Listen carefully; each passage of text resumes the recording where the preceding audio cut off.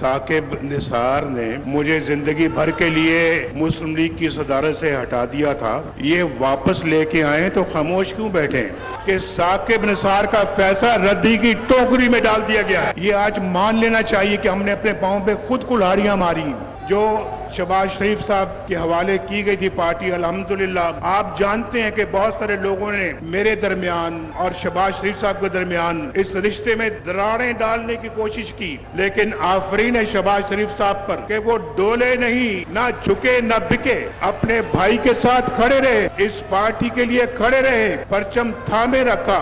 मरियम नवाज शरीफ को भी मुबारकबाद देता हूँ, बहुत कड़े वक्त में उन्होंने पार्टी को भी मुतहर्रिक रखा और उन्होंने हर इम्तिहान में उन्होंने माशाल्लाह वो भी पूरी उतरी हैं। बानी पीटीआई बताएं कौन था उनका एम्पायर? क्या जनरल रिटायर्ड ज़हीरुल इस्लाम की तीसरी कुव्वत वो नहीं थे?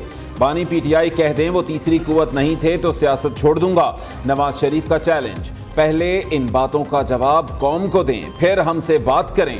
लंदन में प्लान बनाया गया और फिर धरने शुरू हो गए। एक जनरल साहब परवेज इलाही कनाडा से आए, मौलाना और बानी पीटीआई ने मीटिंग की। पार्टी सदारत संभालते ही बड़े मियां साहब खूब गरजे बरसे। कहा कारकुनों ने पार्टी सदारत से हटाने का साकिब निसार का फैसला रद्दी की टोकरी में डाल दिया।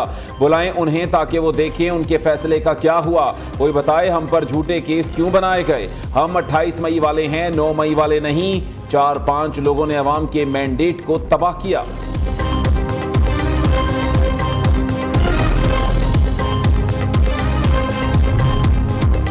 साबिक चीफ जस्टिस साकिब निसार का नवाज शरीफ के बयान पर तबसरे से गुरेज। कहा जो सच है वो सब जानते हैं, किसी के कहने से क्या होता है। हर शख्स को इजहार राय की आज़ादी हासिल है। नवाज शरीफ भी अपने ख्यालात के इजहार में आज़ाद हैं। चंद काली भेड़े जो इमरान नियाजी के लिए तुले हुए हैं, आज दिन रात ये मशवरे होते हैं कि किस तरह इसको जमानत पर रहा करके इसके तमाम जुराइम खत्म कर दिए जाएं। पाकिस्तान के अंदर तरक्की और खुशहाली दोबारा वापस ना आई तो ना फिर कोई जज होगा, ना कोई सियासतदान होगा। नवाज शरीफ की खिदमात को इस तरह पूरी दुनिया में रुसवा करने की कोशिश की गई, मगर आज उनके मुंह काले हो गए। नवाज शरीफ सुरखरू हो गया। इमरान नियाजी अपने हवारियों के साथ मिलकर पहले उसने दुपट्टे पहनवाए, बाद में इलेक्शन में झुल्लू करवाया। इमरान नियाजी तुम पाकिस्तानी फौज को बदनाम करते हो, आज मुजीबुर रहमान और दूसरों का मुकाबला करता है। अदलिया में चंद लोग बानी पीटीआई को जमानत देने के लिए कोशा हैं। वजीर आजम का इल्जाम, नवाज शरीफ सुरखरू रुसवा करने वालों के मुंह काले हो गए। आज बानी पीटीआई का मकरू चेहरा कौम और दुनिया के सामने आ गया। फौज के कदमों में बैठने वाला आज फौजियों और उनके खानदानों को बदनाम कर रहा है।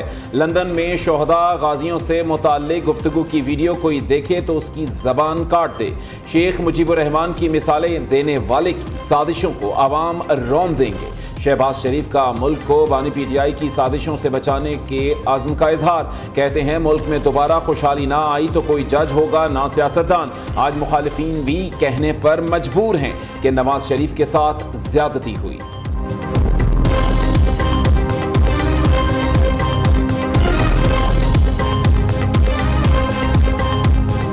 हमारे एक दोस्त शाहिद खाकान अब्बासी भी हैं जिन्होंने बड़ी मुसीबतें झेली हैं। 1999 में मेरे साथ जेलें काटी हैं, कभी उन्होंने उफ तक नहीं की, बड़ी बहादुरी के साथ काटी। फिर मिफ्ता इस्माइल साहब उन्होंने जेल काटी है। हमने अपने पाँव पे खुद कुल्हाड़ियाँ मारी हैं, ये हमें मान लेना चाहिए। नवाज शरीफ का पार्टी रहनुमाओं की कुर्बानियों का खुसूसी जिक्र, मुश्किलात झेलने पर खिराज तहसीन पेश किया। मुस्लिम लीग नून के सदर ने कहा मैं वजीर आजम था जब शहबाज शरीफ ने वजारत उत्मा की पेशकश ठुकराई, जेल जाना पसंद किया, भाई से बेवफाई ना की। आफरीन है शहबाज शरीफ पर कि वो झुके और भिके नहीं। मरियम नवाज हर इम्तिहान में पूरा उतरी, जेलें काटी। हमजा शहबाज ने जवामर्दी के साथ सजा काटी, कभी कुछ नहीं कहा। शाहिदा खान अब्बासी ने जेल काटी, उफ तक ना की। राना सनाउल्लाह, साद रफीक ने बहुत सख्तियां बर्दाश्त की। हनीफ अब्बासी, इसाक डार, एहसन इकबाल, ख्वाजा आसिफ ने भी बड़ी मुसीबतें झेली। नवाज शरीफ ने तकरीर में मिफ्ता इस्माइल, जावेद लतीफ, नेहाल हाशमी और दीगर की कुर्बानियों का भी जिक्र किया। ये सब लोग मुस्लिम लीग नून का इंतहाई कीमती असासा है। आज का ये इजलास मियां मोहम्मद नवाज शरीफ को पाकिस्तान मुस्लिम लीग नून का मुंतखब सदर करार देता है।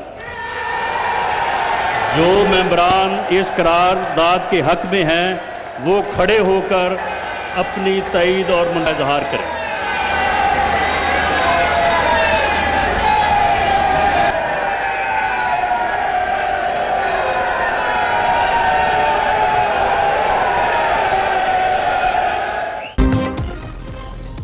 नवाज शरीफ ने 7 साल बाद मुस्लिम लीग नून की कमान दोबारा संभाली, बिला मुकाबला सदर मुंतखब। जनरल काउंसिल इजलास में तकरीर करने आए तो हॉल शेर आया के नारों से गूंज उठा। मुस्लिम लीग नून के सदर को हटाकर पाकिस्तान को नुकसान पहुंचाने वाले किरदारों को कटहरे में लाया जाए। नून लीग के जनरल काउंसिल इजलास में करारदाद मंजूर।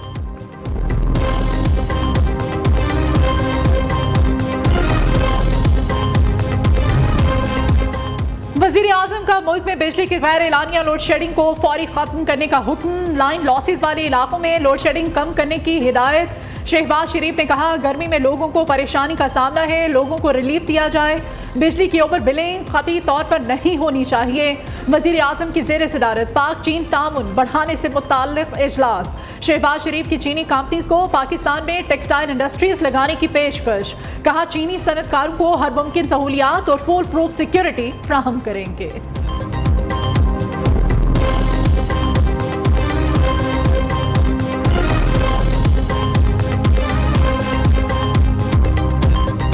एक शख्स जेल में बैठ के मुल्क के खिलाफ साजिशें कर रहा है, मुल्क के इदारों के खिलाफ साजिशें कर रहा है, ऐसे शख्स को अलाउ नहीं होना चाहिए। तो इस सब चीजों की भरपूर तौर पर हम मुजम्मत करते हैं। पाकिस्तान में कोई शख्स है जो कि पाकिस्तानी कौम को डिवाइड करने में तुला हुआ है। इंडियन फौज मिलकर भी पाकिस्तान का या पाकिस्तान फौज का कुछ नहीं बिगाड़ सके, लेकिन एक शख्स मौजूद है जो कि डिवाइड कर रहा है, वो नुकसान पहुंचाने की कोशिश कर रहा है। वो भी बता रहा है कि कितने भारतीय जो है वो इमरान खान को फंडिंग कर रहे हैं। काफी मुकदमे इमरान खान के खिलाफ अभी खुले ही नहीं है, अभी शुरुआत ही नहीं हुई है। इसने इस मुल्क की इकोनॉमी को तबाह किया, इस मुल्क के नौजवान नस्ल को गालम गलोच पे ले आया, इंतशार पे ले आया, तशद्दुद पे ले आया, सिर्फ अपने जाती अना के साथ। फौज के खिलाफ गुमराह कौन हकायक शेख मुजीबुर रहमान को हीरो बनाकर पेश करना अफसोसनाक है।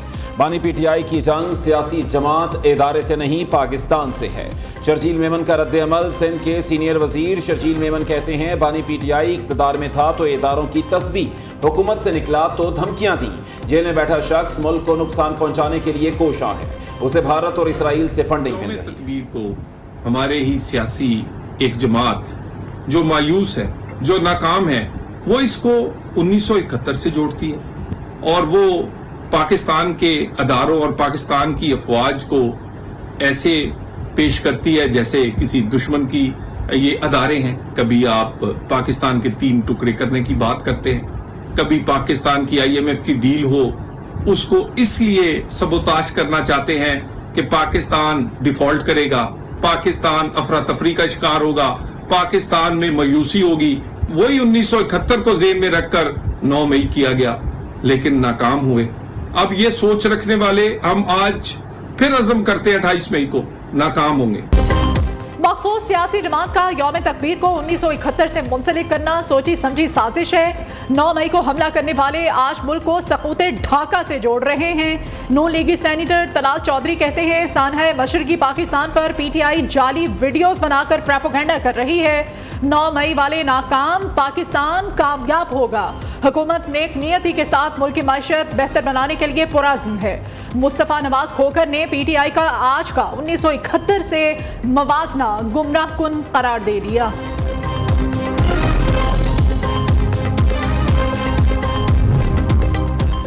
मुज़ाकरात उसके साथ होंगे जिसके पास इख्तियारात होंगे। साबिक सदर आरिफ अलवी ने कहा कि अवाम की गैज़ो गज़ब से डरें, जब वो सड़कों पर निकले तो फिर क्या होगा। आज तक सिविलियंस पर्दे ही डालते आए हैं। 28 मई मुल्क की तारीख का नाकाबिले फरामोश दिन। पाकिस्तान को एटमी ताकत बने 26 बरस मुकम्मल। पाकिस्तान ने मुस्लिम उम्मा की पहली दुनिया की 7वीं एटमी ताकत बनने का एजाज हासिल किया। भारत के एटमी धमाकों के जवाब में कामयाब जौहरी धमाके किए।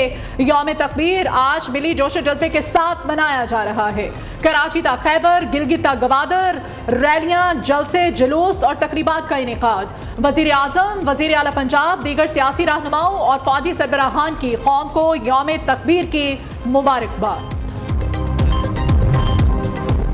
कि इलेक्ट्रिक के बाद एंग्रो पावर जेन थर का भी वाजिबात क्लियर करने का मुतालबा। 29 मई तक की डेडलाइन। अदम अदायगी पर ऑपरेशंस मुअत्तल करने की धमकी।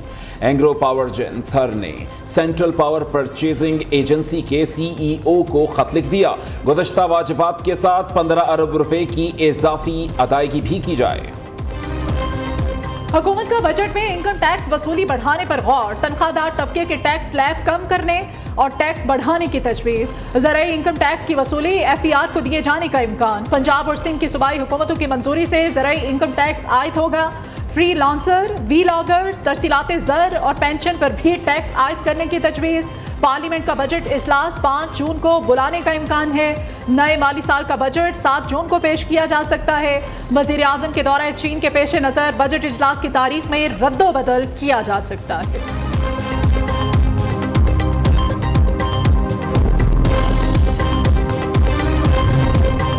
वज़ीर आला पंजाब से मुख्तलिफ अजला के अरकान असम्बली की मुलाकात। रोटी समेत अशिया खुर्रनोश की कीमतों में कमी पर मरीम नवाज को खिराज तहसीन पेश किया। अरकान असम्बली ने अवामी मसाइल के हल के लिए तजावीज़ और सिफारिशात पर गौर किया। मरीम नवाज कहती हैं अशिया खुर्रनोश के नर्ख मजीद नीचे आएंगे। पंजाब के काश्तकारों के लिए किसान कार्ड प्रोजेक्ट ला रहे हैं। शहरों में हाइब्रिड बसें चलें। नौजवानों को मोटरसाइकिलें देंगे।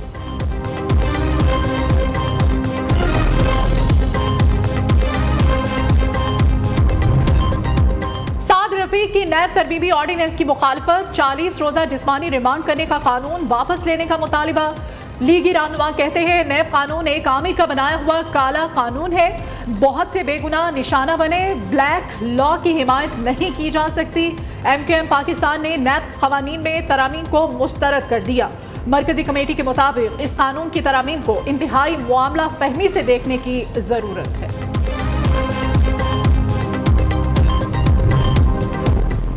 सूरज का पारा हाई, गर्मी में मजीद शिद्दत आई। जैकबाबाद 52 दर्जा हरारत के साथ गर्म तरीन मकाम रहा। दादू, लाड़काना, मोहनजोदड़ो 51। रहीम यार खान से 20, सक्खर, शहीद बेनज़ीराबाद का पारा 50 डिग्री को छू गया। भावलनगर, रोहड़ी 49, डेरा गाजी खान, डेरा इस्माइल खान, कसूर, मुल्तान में 48 डिग्री रिकॉर्ड किया गया। लाहौर में दर्जा हरारत 47 डिग्री तक पहुँच गया।